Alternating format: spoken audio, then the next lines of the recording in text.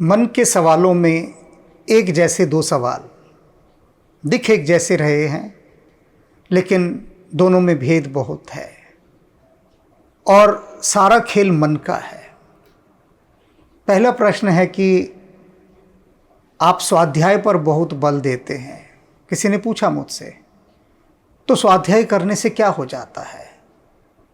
मेरा मन तो एक पृष्ठ पढ़ने का भी नहीं करता, मैं तो पढ़ ही नहीं पाता हूँ, मेरी हैबिट ही नहीं है पढ़ने की। तो पहले हम इस पर बात करते हैं।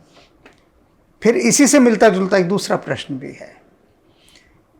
ऐसे अनेक लोग हैं जिनका ये कहना है कि हमसे एक पृष्ठ नहीं पढ़ा जाता, हमारा पढ़ने में मन नहीं लगता, हम कुछ पढ़ नहीं सकते। तो सबसे पहले तो मैं उनसे यही पूछता हूँ कि आप लोग कितना पढ़े लिखे हैं? तो सभी कहते हैं कि हम ग्रेजुएट तो हैं ही, सभी लगभग। तो मैं उनसे कहता हूँ, ग्रेजुएशन तक आप बिना पढ़े पास हो गए क्या? आपको जो डिग्री मिली ग्रेजुएट होने की, यूं ही दे दी बिना परीक्षा की? तो उन्होंने कहा नहीं, तब तो हम पढ़ते थे किताबें। तो मैंने कहा तब कौन था वो पढ़ने वाला? अब आप कह रहे हैं इस समय कि हम बिल्कुल नहीं पढ़ सकते, पढ़ा नहीं जाता, तब कैसे पढ़ लिया आपने? तो उनका उत्तर होता है कि वो तो मजबूरी थी पढ़ना, हमें डिग्री लेनी थी, रट्टे मारे बस। अब यहाँ बात ठहरने वाली आती है। जो उन्होंने सच उगल दिया अपने आप ही, एक ऑटोमेटिक सिस्टम के अंदर, स्वचालित व्यवस्था के अंतर्गत उनके भीतर से सच उगला गया, निकल कर सामने आ गया, सामने निकल कर आ गया। क्या कि तब हम रट्टे मारा करते थे जबरदस्ती। यानी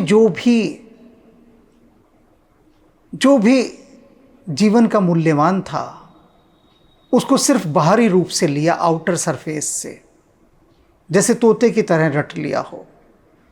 रट्टे मारने को मैं बिल्कुल वैसे ही मानता हूं कि जैसे आपने नकल कागज रखकर ना की, अपने दिमाग में वो कागज रखा था उससे उतार दिया आपने, बस। चीटिंग ये भी है, साफ साफ चीटिंग है, जो दिखाई नहीं देती। लगता है कि बड़ा इंटेलिजेंट आदमी है।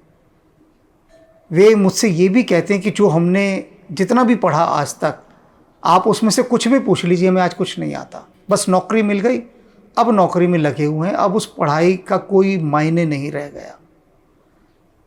तो ये क्या हुआ कि हमने उसको भीतर नहीं लिया। पूरी शिक्षा व्यवस्था में एक बात बार बार कही जाती है कि जो पढ़ रहे हैं उसे जीवन में उतारो। बस बाहर से सुन ली जाती है विद्यार्थियों द्वारा वह बात, इक्का दुक्का कोई विरला उतारता है। बाकी सब क्यों पढ़ रहे हैं? पढ़ने से डिग्री मिलेगी और नौकरी मिलेगी, पैसा आएगा, बस बात समाप्त। हमारे जीवन से जो सबसे मूल्यवान चीज़ खो गई है वह है स्वाध्याय, पढ़ना। ये मुझसे पूछ रहे हैं कि स्वाध्याय करने से क्या होगा। यह बिल्कुल वैसा प्रश्न है कि कोई यह प्रश्न पूछे कि दूध पीने से क्या होगा या पौष्टिक आहार लेने से क्या होगा। अब मैं उसे कितना भी इस पर व्याख्यान दे दूं कि पौष्टिक आहार लेने से तुम्हारा शरीर शक्तिशाली होगा, वो एक सवाल और खड़ा कर देगा कि शक्तिशाली कैसे होगा, किस किस तरह से शक्तिशाली होगा। फिर मैं उसका उत्तर दूंगा, 10 प्रश्न उसमें से वो और खड़ा कर देगा, लेकिन वो पौष्टिक आहार नहीं लेगा। तो जो सवाल आपने किया है कि स्वाध्याय करने से क्या होगा, करें, जो होगा परिणाम आपके सामने आएगा, जो भी होगा। फिर भी मैं बता दूं क्या होगा स्वाध्याय करने से, कि ये जो आपका विचलित और चंचल और डावाडोल मन है वो कुछ स्थिर होने लगेगा। लेकिन वो भी क्या पढ़ने से? सत साहित्य है, उच्च कोटि का साहित्य है, उसे पढ़ने से। जब आप धार्मिक शास्त्रों का अध्ययन करते हैं, संतों की वाणी का अध्ययन करते हैं, तो संतों की वाणी क्या करती है? आपके हृदय को और अधिक पवित्र और निर्मल करती है। लेकिन क्या हुआ कि विज्ञान के जितने आविष्कार हुए, जिसमें कि बहुत सारी चीज़ें हैं जिनको आप कह सकते हैं कि व्हाट्सएप में भी आ गई हैं, फेसबुक हो गया, पहले तो वीडियो गेम हुआ करते थे। ये सारी चीज़ें बहुत अच्छी हैं, लेकिन उनका दुरुपयोग बहुत हो गया क्योंकि मन उसी तरफ बहने लगा। आज स्वाध्याय के नाम पर, अध्ययन के नाम पर कुछ भी नहीं रहा। प्रत्येक व्यक्ति अध्ययन से बचता है। कारण क्या है कि जीवन में से जो स्थिरता होती है वह समाप्त हो गई। प्रयोग करके देखें, सिर्फ प्रयोग करके किसी पेड़ के नीचे बैठ जाएं एक पुस्तक लेकर, किसी भी संत की पुस्तक लेकर, कोई भी संत, हमारे इतने महान संत हुए हैं, कोई कमी नहीं है, संसार के किसी भी संत की पुस्तक लेकर बैठ जाइए और उसे पढ़िए। वहाँ पर कोई भी धार्मिक पुस्तक, प्रेरणादायी पुस्तक जो आपके जीवन को विकास की ओर ले जाए, ऐसा साहित्य लेकर आप किसी पेड़ के नीचे बैठ जाइए। पेड़ नहीं खोज सकते, घर के किसी एकांत कक्ष में बैठ जाइए, बालकनी में बैठ जाइए और उसे बोल बोल कर पढ़िए। आप ये पाएंगे थोड़ी देर बाद कि आपके भीतर कुछ व्यवस्थित होने लगा है, कुछ संभलने लगा है, कुछ साफ सफाई होने लगी है। लेकिन यह सब करने के लिए मैंने जैन मुनियों को देखा है, इतना स्वाध्याय करते हैं, इतना स्वाध्याय करते हैं कि जिसकी कोई सीमा नहीं। बहुत ज्ञानी, बहुत स्वाध्याय करने वाले हैं। ऐसे ही हमें अपने जीवन में, अपने घर में एक छोटी सी लाइब्रेरी हमें बनानी चाहिए, छोटा सा पुस्तकालय, और उसमें पुस्तकें रखी हों। परिवार का कोई भी सदस्य उन पुस्तकों को निकाले, पढ़े। और टेलीविज़न इससे दूर रहे, न्यूज़ चैनल इनसे बचे। ठीक है, सुन लिया, समाचार सुन लिया, बाकी चीज़ों को देखने सुनने के लिए हमारा मन पूरा समय निकालता है। क्यों निकालता है? क्योंकि मन की एक विशेषता है, मन माया से संचालित है और माया कभी नहीं चाहती कि आप उच्चता की ओर यात्रा करें। वो हमेशा आपको रोकेगी। यही तो उसको काम दिया गया है धरती पर। और काम क्या दिया गया है? और कोई काम नहीं, वो ऑन ड्यूटी है माया। एक ही काम है जो वास्तव में अध्यात्म की ओर, ऊंचाइयों की ओर, परमात्मा की ओर बढ़ने लगे। माया तुम्हें उसे रोकना है और माया फट आ जाएगी एकदम से। मैंने एक जगह एक उदाहरण भी दिया था कि एक व्यक्ति को मैंने पुस्तक दी, 10 वर्ष तक उसके पास वह पुस्तक रखी गई, उसके सामने रखी थी। उसका खुद का कहना है कि 10 साल तक मैंने उस किताब को छुआ तक नहीं।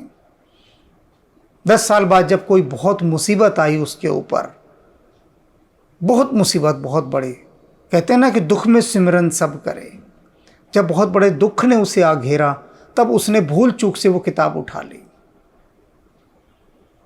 और उसके बाद उसने किताब तभी वापस रखी जब वो पूरी हो गई।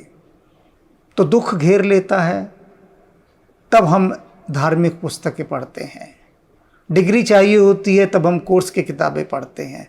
यानी जो भी कुछ काम कर रहे हैं ज़िंदगी में, मजबूरी में कर रहे हैं, आनंद में नहीं कर रहे। जिस दिन हम कृत्यों को अपना आनंद बना लेंगे उस दिन हमारी यात्रा आरंभ हो जाएगी। तो स्वाध्याय के लिए थोड़ा सा प्रयोग करें, फिर से लौटें। हम जब स्वाध्याय में होते थे तो घंटों लाइब्रेरियों में बैठते थे जाकर और तरसते थे कि किताब लाइब्रेरियन हमें 2-2, 3-3 इशू कर दे, अतिरिक्त पास बनता था लाइब्रेरी का। तरसते थे कि हमें अधिक से अधिक किताबें पढ़ने को मिले। एक वो दौर था, कुछ नहीं होता था, टेलीविज़न, रेडियो ये सब गिने चुने लोगों के घरों में होते थे। तो भीतर का जो मन था वो पुस्तकें पढ़ने के लिए लालायित रहता था। अब मन दूसरी ओर दौड़ता है। अब एक जो अगला प्रश्न है इससे जुड़ा कि मेरा पढ़ने में बहुत मन लगता है, ये कहा गया, लेकिन नौकरी ऐसी है कि पढ़ने की बिल्कुल फुर्सत नहीं लगती। मैं तरसता रहता हूँ कि मुझे पढ़ने को मिल जाए लेकिन समय नहीं मिलता। ये भी बहाना है मन का, बिल्कुल बहाना है साफ।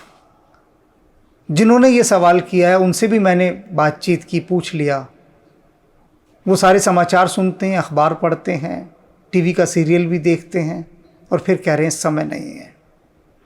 तो अपने जीवन की जो ऊर्जा जो थोड़ी बहुत उनकी बची, वो उन्होंने टेलीविज़न देखने में ख़राब की, अखबार पढ़ने में, इन सब चीज़ों में।